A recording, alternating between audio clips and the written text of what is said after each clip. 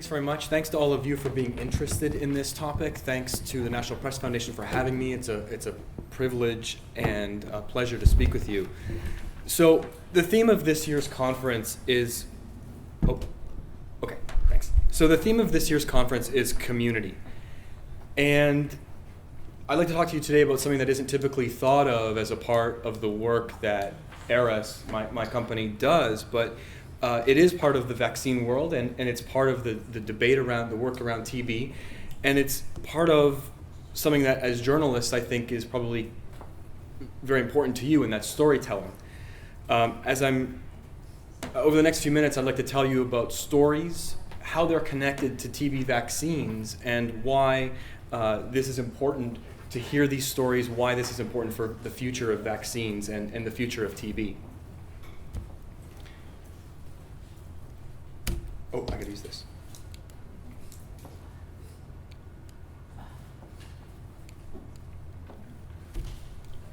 I'm trying to advance it and it's not going.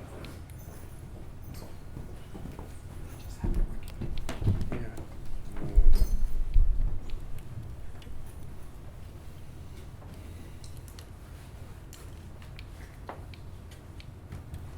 I even tried the keyboard. It didn't work.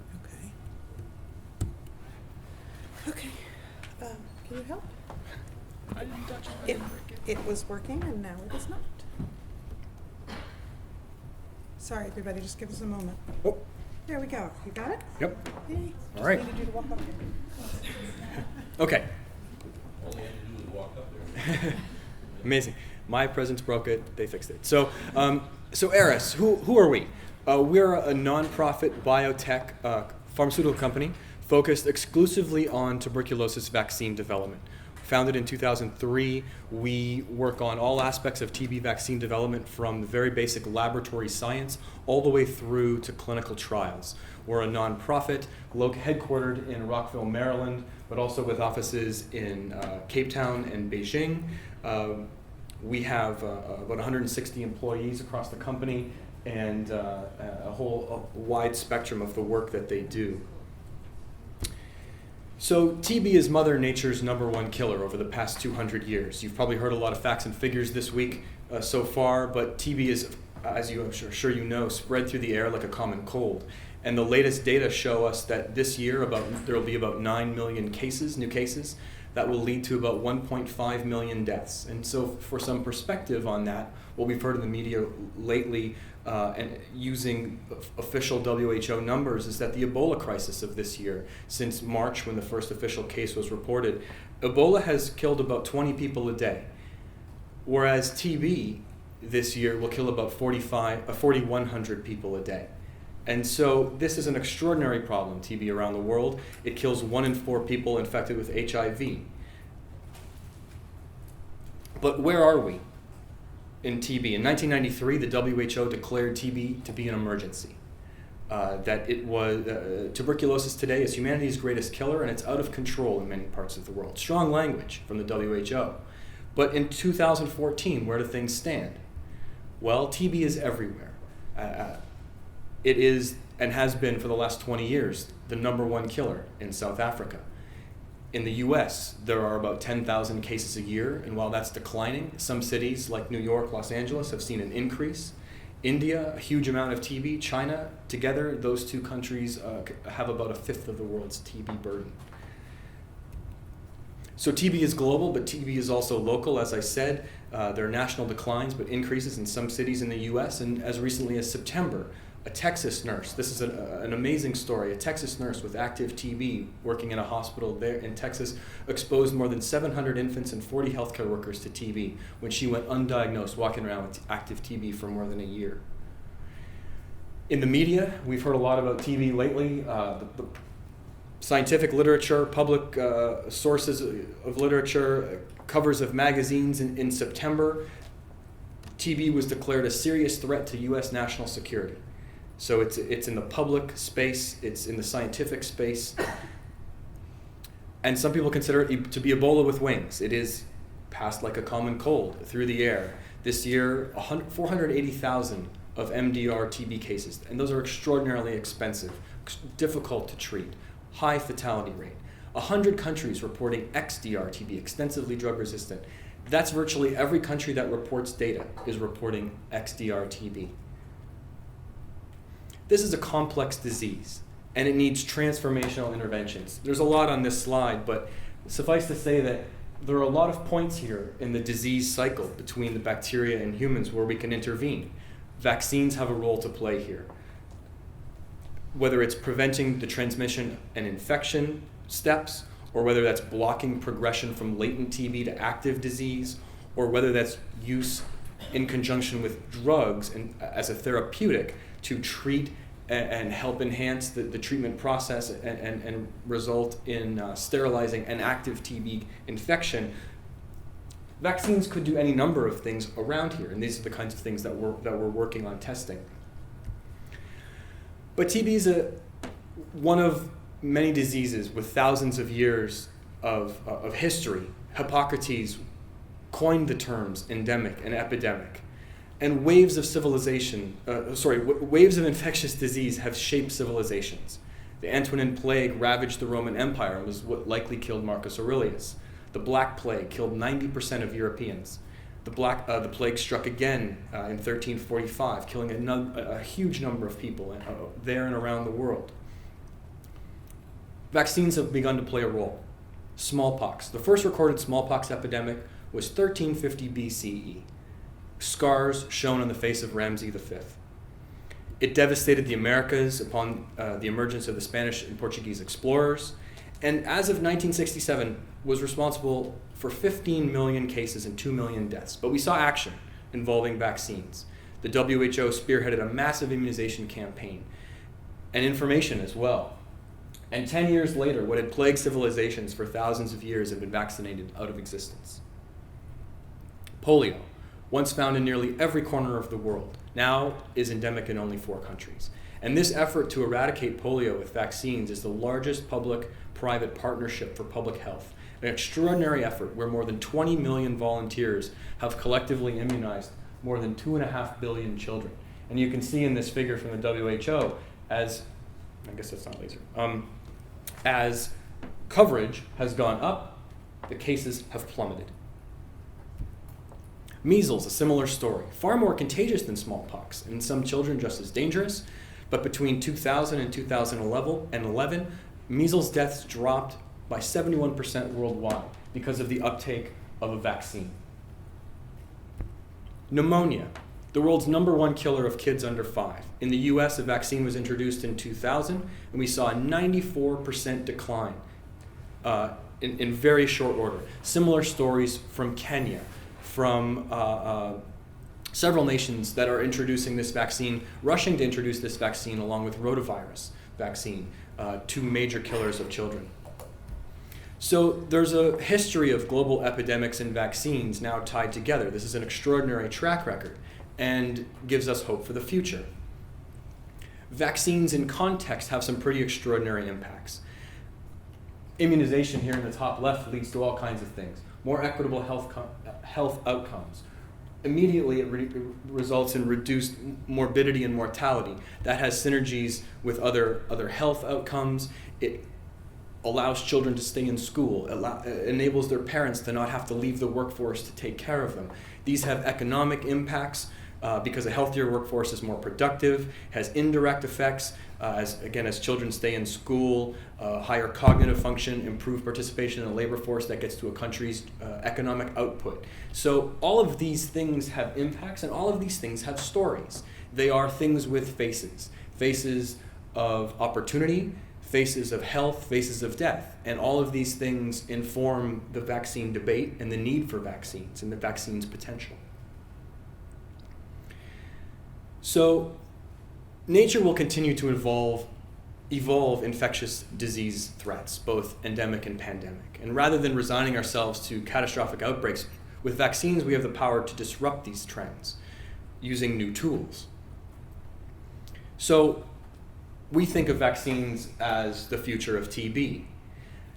But if we look at the current BCG vaccine, it's the oldest vaccine in use in the world, 90 years old. It reduces the risk of pediatric TB disease, but it's almost useless in adults. It has had no significant impact on the global TB epidemic. It doesn't protect against latent TB, and it's not recommended for use in infants with HIV. Very limited. Since 1908, when the first TB vaccine was developed, humans have learned to fly, have gone into space, and have even landed a spacecraft on another planet. Yet during that same time, the TB vaccine hasn't changed. So in 2014, the WHO said that elimination of TB as a threat is going to require a vaccine. The current global trend is a decline of about 2% a year in cases. If we were able to scale up very aggressive coverage, very aggressive interventions, rather, optimal approach with the current tools that we have, it's estimated that the global trend would increase to a decline of 10% a year. But should we see the introduction of a new vaccine, cited here in 2025, that improvement would skyrocket to 17% decline in cases a year. With no new vaccine, just 5%. So here, the difference between these two lines is a whole lot of lives saved. So yes, there are TB vaccines in development, right along with drugs. Progress has been made since 2000, when the first new TB vaccine was tested. Since that time, more than 25 clinical trials have been initiated around the world. Here's an estimation of the potential impact of a vaccine, the range of adolescent and adult cases that could be averted. If we introduced a vaccine by one scenario in 2024, you can see the difference between the blue line on top and the purple line on the bottom. No vaccine versus a vaccine. The area between these curves is a whole lot of lives saved. And the difference between the two lines, the two purple lines, is there a pointer? Can I go like that? Can you see that? So the difference between these two lines is just the question of how aggressive we want to be. Do we want a vaccine now, or do we want a vaccine in 5 years? So if we're more aggressive, we introduce a vaccine sooner. We save more lives. A vaccine is investing in prevention, and it's an extraordinary measure of austerity. Drug-resistant TB, as I'm sure you've heard, can be 200 to 1,000 times more expensive to treat than drug-sensitive TB. It's difficult, it's expensive, it's taxing. Having a vaccine that could avert those cases can save a whole lot of money.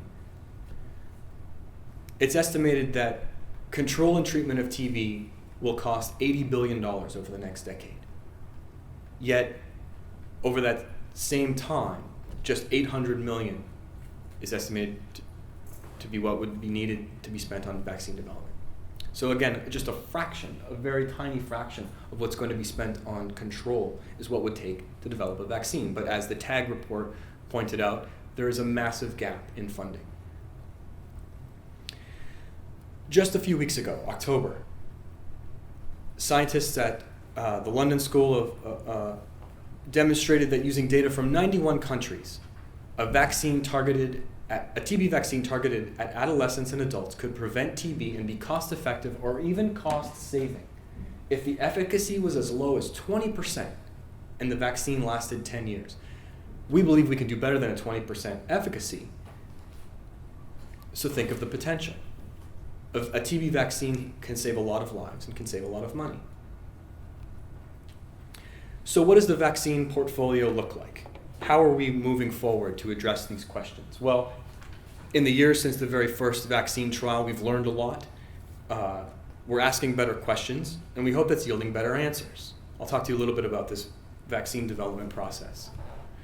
So there are challenges in vaccine development, that the TB community has no clear scientific immunologic strategy to know what they should be looking for, what are the correlates of protection. People are taking shots at things, but we're learning. We're moving forward, and we're also learning to ask what's working and what's not working. And what we're moving to is a portfolio management approach. Now, this is a best practice matrix where multiple candidates can be evaluated at the same time, even comparing some of them head to head. where we ask similar questions of different candidates to be able to compare them and evaluate them in a more sophisticated and rigorous way. Portfolio management. These things are all related throughout the process of vaccine development. We start with antigen discovery and selection. That leads us to the type of vaccine, the platform, the type of vaccine that we're using. That leads us to animal studies and experimental medicine. All of these things, each of which have rigorous questions and milestones that we look to answer. So some examples. Antigen discovery. Just what are we targeting with our vaccine? What are we asking the vaccine to do? What are we asking the human body to do when you get a vaccine? How does that immunity happen? Platform development. There are all kinds of different vaccines that can be used. We're looking at a range of them. Animal studies, where vaccine evaluation is done before it goes into humans. How do we do that? Again, what kinds of things are we looking for? What are we asking the vaccine to do? How do we measure success? How do we measure failure? So we're asking to evolve those types of questions as well. And experimental medicine, when we go into human trials, what exactly are we doing? What are we looking for? What kind of candidates should be going into clinical trials? So these are all, and what endpoints are we looking for? What does success look like for a vaccine? So these are all questions that we're evaluating as we look to innovate and diversify the portfolio. We use stage gates, a lot on this slide, but I'll just say that at each step of development, we have a minimum set of criteria developed with global input so that we're all in the TB vaccine community working from the same or similar sets of criteria so we can compare our products to each other. This allows us to have a more robust portfolio, more rigorous questions, and better answers. So this all comes down to effective decision making. It matters what you don't do as much or sometimes maybe even more than what you do. Novel approaches, robust novel approaches, help us accelerate the learning curve in vaccine development. They give us a greater scientific understanding and help inform answers to the key questions. This maximizes our resources. And ultimately, it increases the likelihood of success while being cost effective. Better data means better decision making. And that goes for drugs, diagnostics, vaccines. So the bottom line here is that we want to diversify. We want vaccine platforms that do different things, that induce different models of protection, clear correlates. We look for changes that are persistent in the systems that we want to be changing. And this is in contrast to simply throwing more things into the pipeline and asking the same types of questions. Does this do that too? Well, we're asking, does it do this? Does it do something else? So a little bit of a different approach to be diverse and to cover our bases. So another way to put that is strength through a broad foundation, or why you can't rest firmly on a one-legged stool. So an example of that, we would take in the past, we might have taken one type of vaccine, a protein adjuvant vaccine with different scientific scores. And we would have had 3 versions of that. And the world would have taken that vaccine through clinical trials, each of them very similar, and we would have taken them all the way through those clinical trials, which is a very expensive, very time-consuming process. Whereas now, with a portfolio management strategy for vaccine development, instead of taking all 3 of those, we look at different platforms. Different colors means a different platform that does something different. Different scores. Some of them overlap, some of them are similar, some of them do similar things, some of them do different things. But rather than taking just the ones with the highest score all the way through our clinical trials, we want to diversify. And so rather than taking just that 80, 75, and 70 scoring product, we'll take one from here, and one from here. They do different things. We're going to ask different questions. This helps us learn about TB. It helps us learn about vaccines. And ultimately, we hope it'll get us to a vaccine product that matters, that can impact TB around the world. This is an example of this is the global pipeline of vaccine candidates as it currently stands. A lot of detail here, but just the thing I think of note is that there are different colors. that there are different platforms, different approaches being tried, that this is a diverse platform, that we need more diversity, and we need more things on this list and more things moving forward. The more we have, the higher the likelihood of success. TB vaccine studies are going on all over the world, and there's even a few more that we can add to this map. Again, this is the context of TB. A billion deaths over the last 200 years. The disease burden is on the left. But when you look at the actual funding for TB, it doesn't match. There's a disparity here in the burden versus the funding that goes to R&D. How do we address this? How can we turn this tide? This gets to what I'm talking to you about today, and that's storytelling. We advocate for our priorities. So TB vaccine R&D is a long-term, high-risk endeavor. As you see, that table narrows as you go forward. Major milestones can be years apart.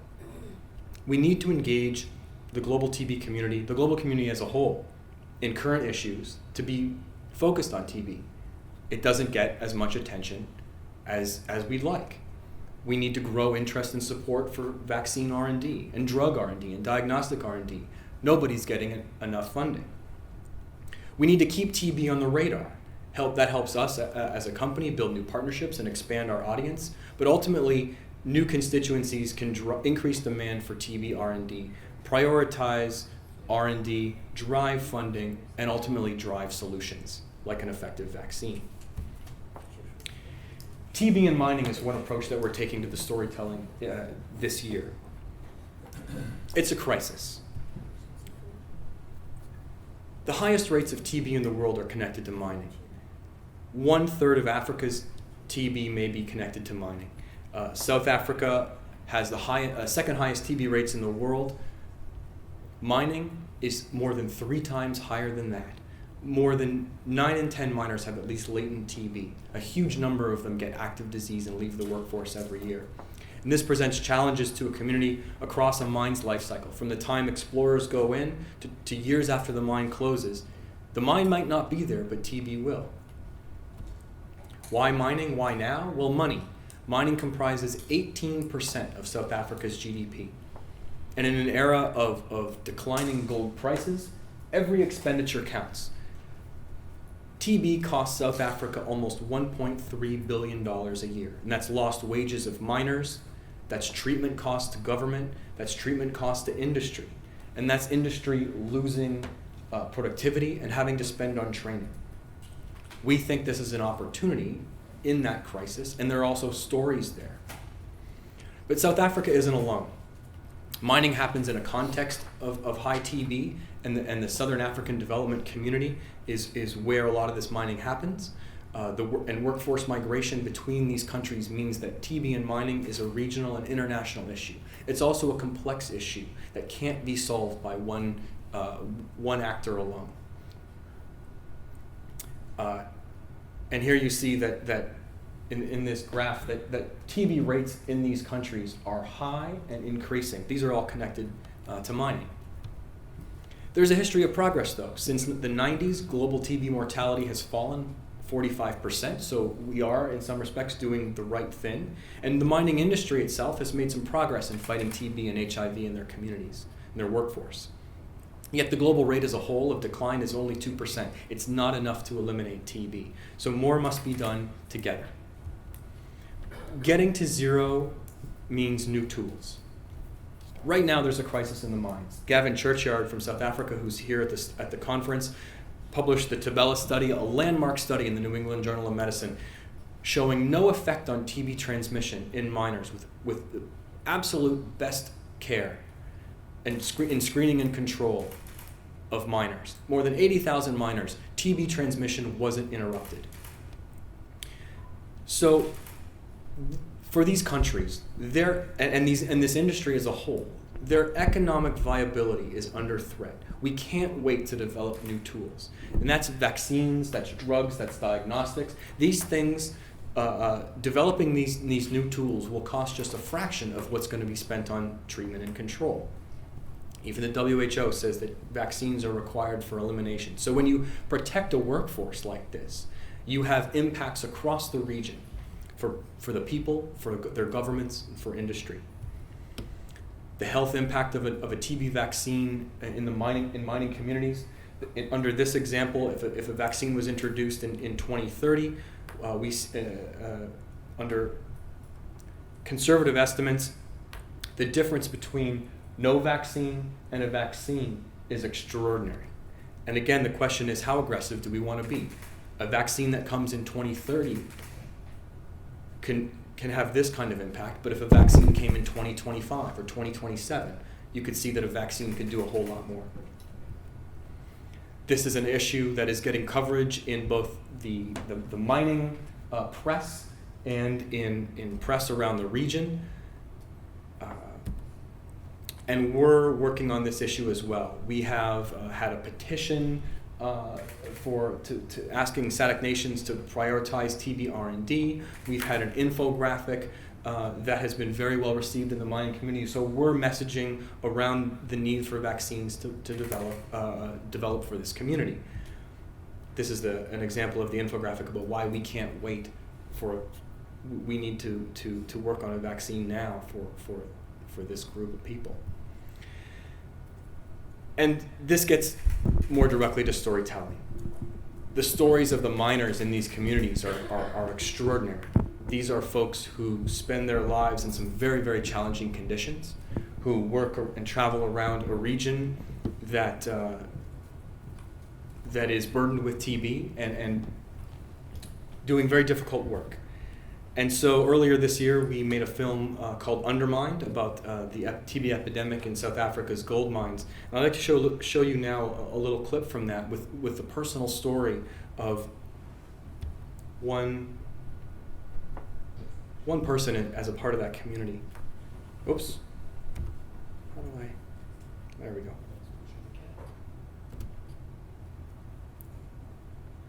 Oh.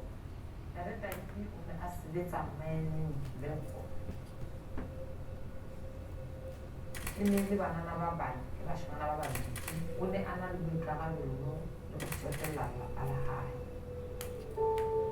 Nna le molekane wa ka re bile le bana ba tsheletseng.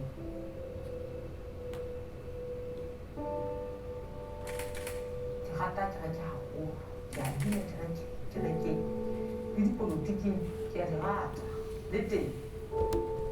Molekane wa ka o ne a rata ho bina ebile o ne a bina letlalo.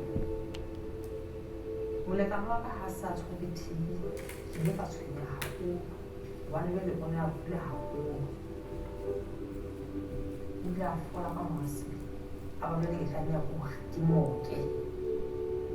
Ka mora motseng TB ya kuta hae ya mo pheta a wa hlokahala ka 2004.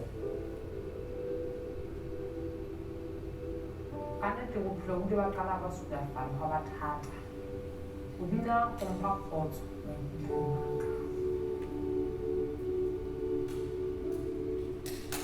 You can tell the extent of minors in a community by looking at the number of widows in that community.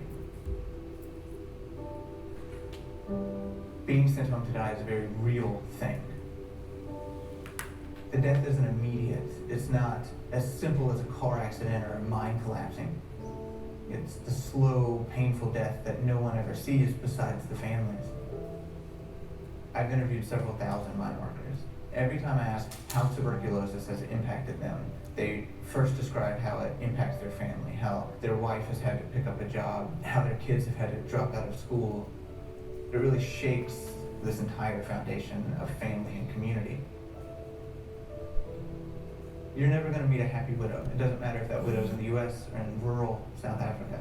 But if that person is widowed from a curable disease that has been known to be a problem in that industry for over 100 years, that should evoke a sense of questioning. Why did this happen? If we knew in an industry in the US that 1 in 15 individuals would come down with an effectively lethal disease, we would be outraged.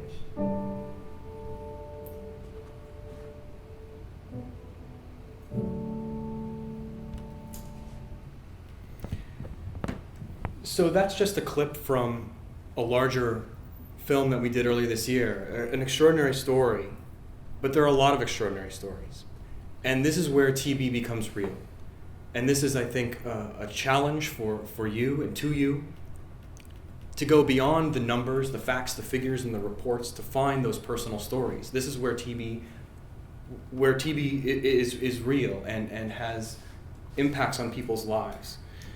Mining is one of those areas that we're working on, because this is a community for whom a TB vaccine would be an immense help. So what comes next in our work in TB and mining? Well, it's a complex problem, requires multi-sector collaboration. The status quo is unsustainable. Existing capacities can be leveraged. We're not necessarily asking people to just build another hospital at a mine, but governments can do things, industry, civil society, R&D, we all have a role to play. But R&D for new tools such as vaccines needs to be a pillar of the discussions. And together, partnerships can make progress a virtuous cycle. What does success look like? Improved public-private discussions, raising global awareness, and making TB part of the mining agenda. Ultimately, we're doing research on the impact of a vaccine in mining populations, and ultimately we'd like to be working with companies, with governments to be doing clinical trials of vaccines in mining communities. This is another area of our work this year where there are some extraordinary stories to be told. And that's TB, the campaign is called TB Unmasked. And this is a campaign about the people on the front lines of the TB epidemic. And again, going beyond the numbers, beyond the statistics, to health workers themselves, the people who are on the front lines, who see TB every day and who are at a greater risk than the general population. They go out there to their jobs, in jobs that are often more than just jobs, and they put their lives at risk to care for their patients. So this is a workforce at risk. They are at risk of increased infection from TB, and they deserve protection, and we need to start now. So TB in context, as I just said, this is a workforce at greater risk of developing TB. In the US, that means that they're at twofold risk. In high-burden TB countries, healthcare workers are 3.5 times more likely to contract TB than the general population. In South Africa, that's 5 times more likely. In India, that's 5 to 11 times more likely. Up to 80% of the TB cases amongst healthcare workers in these countries comes from their occupational exposure. So the stories of healthcare workers need to be heard, and they can be used to help advance the cause of protecting this critically important workforce. So again, beyond data and statistics, TB Unmasked brings the problem of TB and healthcare workers to life through vivid, compelling narratives in ways that educate, empower this community, and ultimately empower them to advocate for action in their context that makes sense, thinking both short-term and long-term with solutions such as TB vaccines. The goals of this campaign are to mobilize this community of healthcare workers to be informed and empowered, to seek better protection from TB, to emphasize protection and prevention in the dialogue about TB, and to create a sustainable movement that works for long-term solutions, in addition to short-term things that matter to this critical workforce. So this builds on our film series of last year called Exposed, and ultimately we're asking, can we do better? We have a campaign of films, publications in peer-reviewed journals, an online platform at tbunmasked.org. But this is driven by personal stories. We're hearing directly from healthcare workers around the world. Peru, Mongolia, South Africa, China, India, USA, all over, where there are healthcare workers, they have stories to tell. And there are some incredible tales that bring fascinating new dimensions to TB. And these stories are all around you. And it's a challenge to bring them to your audiences in a local context. This is a woman who was a farmer in Mongolia. Her daughter moved to the city of Ulaanbaatar, the capital, to go to university, where her daughter got TB. Her daughter was cured, but it inspired her to become a healthcare worker, a volunteer delivering medicine to people in the city every day, along with lunch, to help them with their treatment. These are some of the advancements of a nonprofit in India Operation Asha, who is innovating at the last mile of TB delivery. Healthcare workers who come from very disadvantaged communities, who become leaders in their communities by using this technology, by being TB healthcare workers. It's extraordinary stories that are highlighted in our new film. This is another healthcare worker in Mongolia who drives this truck. They drive this truck around the country, x-raying people in mining communities, in factories, looking for cases of TB. She's wearing a Stop TB button. This is the hospital admission record of a nurse. This nurse became the first published case in India of a healthcare worker to die of XDR TB. It's an extraordinary story. Here's her diagnosis: probable drug-resistant tuberculosis. She went from diagnosis to death in 18 months. An extraordinary story that we tell in one of our new films. This is Dr. DJ Christopher, who tells that story from Vellore, India. And here's another little clip, more about this work and these stories.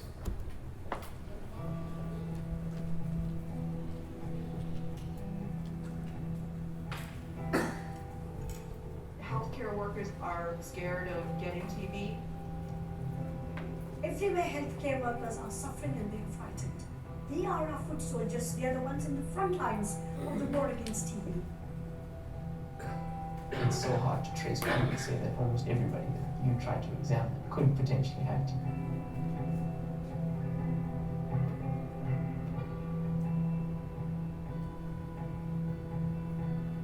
When any healthcare worker gets tuberculosis, it hits closer to home and it touches the heart. I was diagnosed with multi-drug-resistant TB. I got depression, nausea, and vomiting, and feeling like you're about to faint almost every day. We spent nights mulling over all the possibilities, wondering whether he was really going to get better. மக்கள் வந்து சுசிலா 2 வருஷம் DP நோயினால எதிர்த்து போராடி சிரமப்பட்டுச்சு.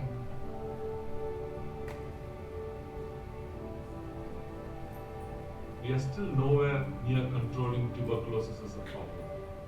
2% of our staff may develop disease every day. The amount of suffering is unimaginable. Every 2 minutes, one patient dies of TB in our country. Night 12 மணிக்கெல்லாம்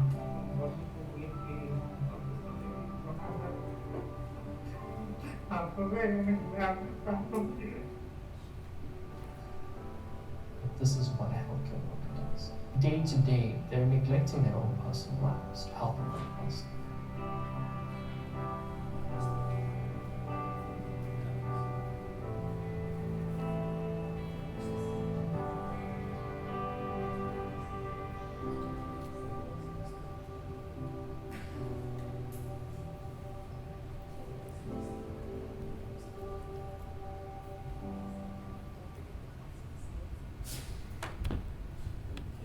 So with that, I'd like to join you invite you to join us for the release of this film. You're all welcome to attend the screening launch on Friday at the Princess Hotel. These stories are extraordinary. They're interesting, they're shocking, they're tragic, they're inspiring. They run the gamut. But they are humanity stories of people dealing with TB every day. And we hope that by telling them, we can raise the volume of conversation around TB and the need for new tools such as TB vaccines. And that's it. Thanks very much. Happy to take any questions. So how do you explain the funding gap between TB and HIV? And why you mentioned that BCG does not give reliable protection for adult TB, so why? So the first question, the funding disparity between TB and HIV. The HIV community has been very successful at making at raising awareness and making a lot of noise. I think that we have a lot to learn from that community about advocating for TB. There are a lot of parallels. There are some differences, of course, in these communities and in between these diseases, but I think there are lessons to be learned there. They've been very effective advocates in ways that I think we need to be as well. That's part of the reason why we do what we do. Taking a little bit of a different approach, telling these human stories with the mining film, with TB Unmasked, with Exposed, that try and bring the conversation to a different place, to try and raise the volume of that conversation, to try and have different conversations so that people will pay attention, to think that that this is a critical issue for their governments, for their institutions, and work towards new tools. That's just part of why we're taking the approaches that we take. But we have a lot to learn, I think, from the HIV community in that respect. Your question about BCG vaccine,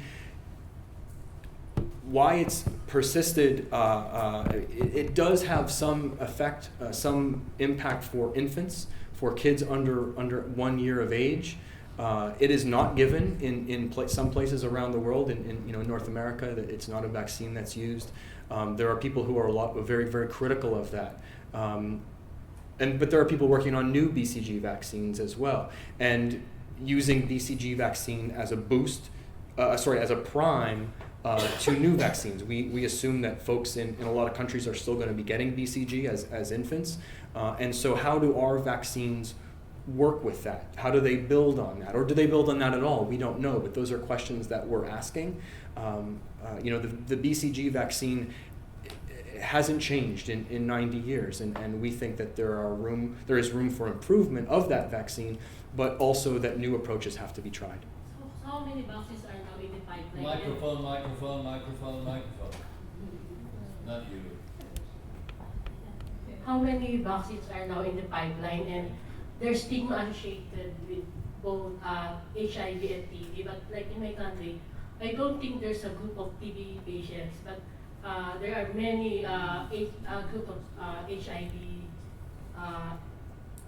or people living with HIV. So why is it like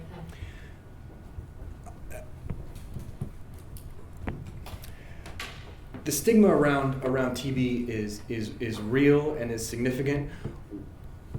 The HIV community has come together in ways that I think that the TB community could and should. In particular country context, I'm not sure. But part of what we're doing is trying to empower folks, whether they're healthcare workers or whether they're, the general population, to be empowered to come together and be advocates, talk amongst themselves, support each other. Those are amazing things, and some of the tools that we have, some of the advocacy tools that we've developed have been used for those things, and we're thrilled that the work that we've done has played a role in that, and we like to see and have supported that, and probably will continue to support that. And I'm sorry, your first question? How many? Oh, how many are in the pipeline? So right now there are about 15 vaccines in the pipeline, in the global portfolio. We are connected to about half a dozen vaccine clinical trials directly, but that's a portfolio that we hope to grow and to diversify even further. The soonest that we can have them? We talk about 10, 12 years from now. It takes a lot of years to work these things out. I mean, the sooner the better. But I think at least 10 years until we're there, at least. In one of your slides, there was a vaccine in phase 3 trial. What was that, and how long will it take to come in market? So that is a vaccine, a phase 3 trial that's being done in China. MVACI. How long it will take to come to market, we have no idea, and whether it will be approved, for use in countries outside of China, we have no idea. That's why the portfolio management process is important, where we're asking consistent questions of vaccines, where we're evaluating them in a way that they can be compared for efficacy and for utility in different populations. Not every vaccine is going to work in every population the same way, and so all of these are I mean, it's a great question, but it's a very, very complicated question that takes years to answer. I mean, phase 3 trials can take 3 years just to conduct, let alone follow up and analyze. Yeah. Are you not involved with development of this vaccine? We have some connection to MVACI that is not an Aeras product. And is this not multi-center phase 3 trial just in China? Is this just in China? It is, as of now, it is just in China. It is a multi-center trial in China, but it is restricted to China for now. One country trial. One country trial. Yeah. And what about phase 2 trials? Are these Yes. in partnership with? Yes. The phase 2 trial, actually, this is one that has just gotten underway very recently. It's a multi-country trial. South Africa, Kenya, South Africa, soon to be Zambia in the coming months. This is the M72 GSK Aeras trial. So this is one that is just starting and is projected to take about 2 years in phase 2 to complete, and before we have data that we can analyze and come to conclusions about. So this is a long-term, high-risk process. Yeah. Thank you.